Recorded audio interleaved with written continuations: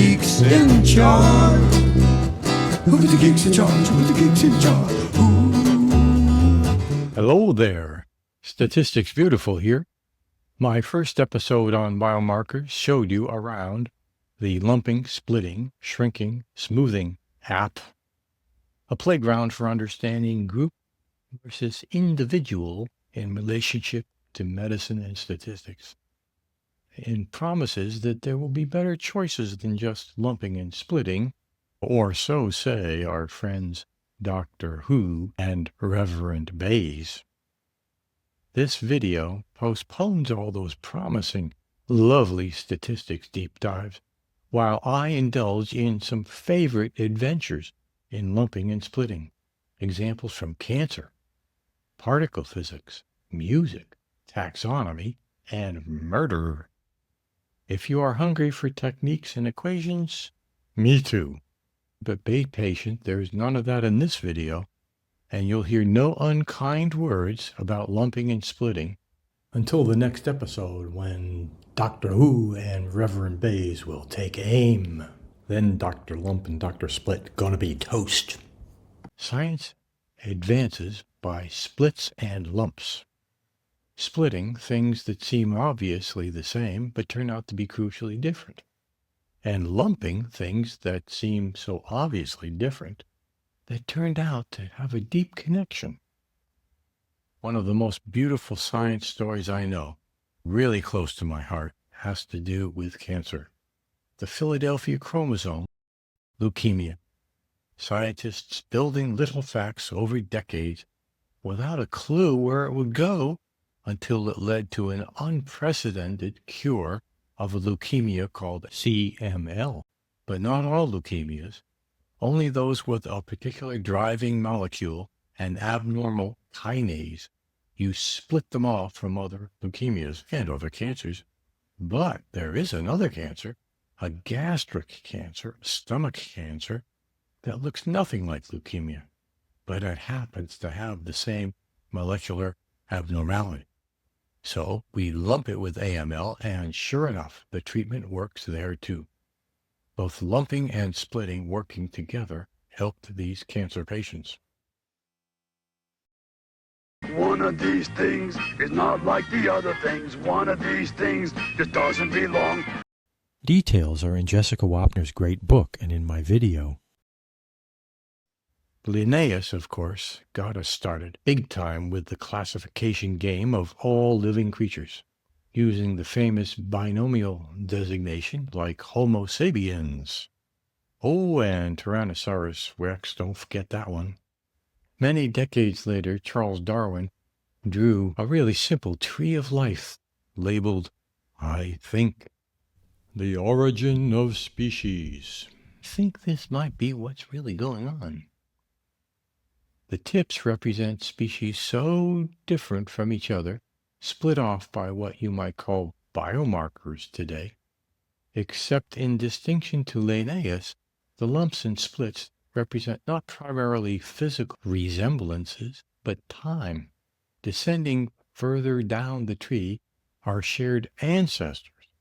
So we can lump humans together with apes, with the primates, earlier still, the mammals, and, well, yes, the fishes, even earlier still.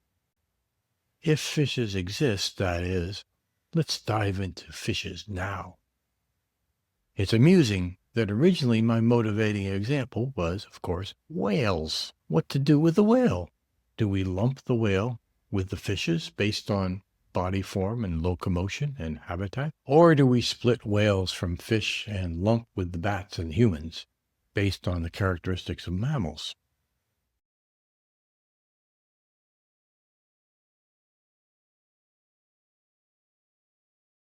This was a big deal back in 1818. The court case was Maurice versus Judge. The case addressed the issue whether a whale should be subject to the law as a, quote, fish, and their oil officially inspected by the official fish oil inspector. The jury said yes, whales are fish. Inspect all that oil. Overturned on appeal, nope, not fishes. This courtroom drama pitched popular understanding against science. Sounds familiar. The book is called Trying Leviathan, the 19th century court case that put the whale on trial and challenged the order of nature. I thank my son for teaching me about this. Since then, I discovered this other book called Why Fish Don't Exist by Lulu Miller. It is a heck of a romp, starring a man, David Starr Jordan, who made it his life's work to collect and classify all fishes, a scholar admirable in his persistence after great disasters, but not for his eugenics or not so good kind of splitting. Speaking of things that are fishy, Professor Jordan was a suspect in a murder mystery in the early days of Stanford University. The victim, Jane Stanford, the wife of the founder Leland Stanford, possibly from a lump of strychnine. He was passionate about fish. But it turns out that in a modern view, fish do not exist at all. And there is a strong biological rationale for making that statement. I think the magic word is cladistics, explained in a tremendously entertaining book, Why Fish Don't Exist. On the other hand, this marvelous series of videos from Hank Green makes the opposite case, that we are all fishes. Not descended from fish, we are fish. That in fact human beings and all the backboned creatures crawling upon the earth, including humans, and mammals in the sea, including the whales, are actually fishes. And Tyrannosaurus rex, too. It's really the same viewpoint as fish don't exist, just expressed upside down. Whales, fishes, and bats. One of these things is not like the other things. Fishes and bats. Can the whale also be the odd man out? Well, maybe the fish happens to be a little fish, bat-sized fish, so yeah, the whale can be not like the other two. How about this? Particle physics. Fuzzy soda, a cute kitten, a volcano, orbiting planet, and a supernova. Which of these two are alike? I just happened across a book by Don Lincoln about the forces of nature. The introduction includes these things, which have a lumpy kind of idea because they all come from this universe. The instinct to lump shows us how fizzy soda and the cute kitten belong together. Well, because their nature is understood to a great degree by chemistry. That means electromagnetism, one of the fundamental forces of the universe. The other examples bring in mind other forces, the strong nuclear force, the weak nuclear force, and gravity.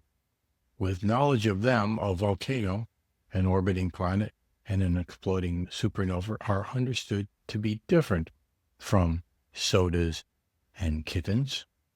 Well, you already knew that, but now you know why. How about an example from music?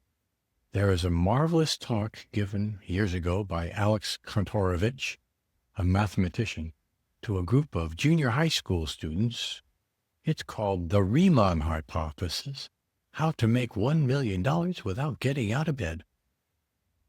This brave man took it upon himself to explain the unsolved problem of the Riemann hypothesis about prime numbers to these young students. A wild ride through advanced ideas somehow made accessible to these young people. The lecture touched on so many fabulous topics. But here, let's bring it back to lumping and splitting, shall we? Near the end, he brings out 3 musical instruments that he knows how to play quite well. 3 biomarkers for musical instruments. You can lump the instruments by length, or by low range, or by timbre. Each one can be the odd man out. So, biomarkers are all about finding powerful ways to group people and other things, lumping and splitting, to make better personalized medical decisions. Lumping and splitting are shot throughout science and medicine in vastly different areas.